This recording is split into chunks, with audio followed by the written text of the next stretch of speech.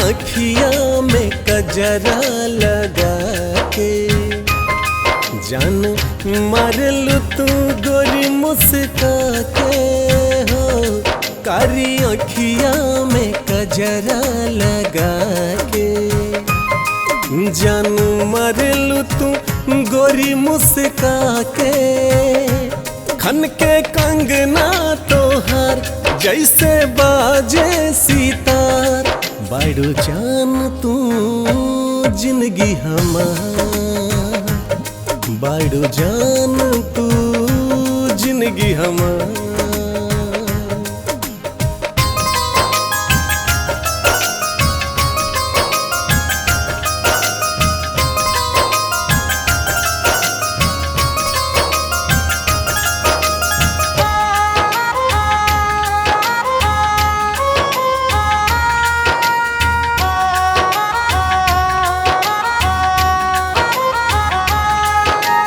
चांदी जैसन रूप बा तोहर सोना जैसन बाल।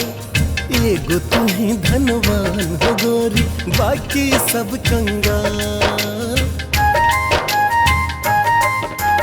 चांदी जैसन रूप बा तोहर सोना जैसन बाल। एगो तू ही धनवान हो गोरी बाकी सब कंगाल। जन्नत के तू नूर लगलू परियन के तू। ऐसे जन मुस्काइल कर रह न पाइब दूर। तू ही जिए के आधार भाग दिहलू सवार। बाड़ू जान तू जिंदगी हमार, बाड़ू जान तू जिंदगी हमार।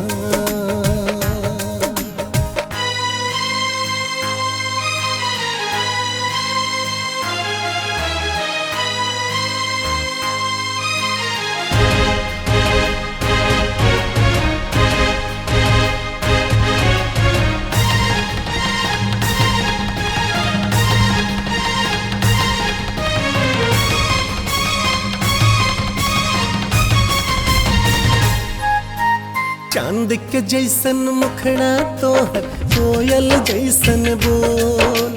का बतलाई ये हो करे जा बाड़ू तू अनमोल।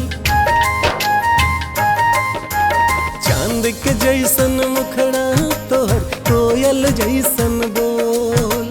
का बतलाई ये हो करे जा बाड़ू तू अनमोल।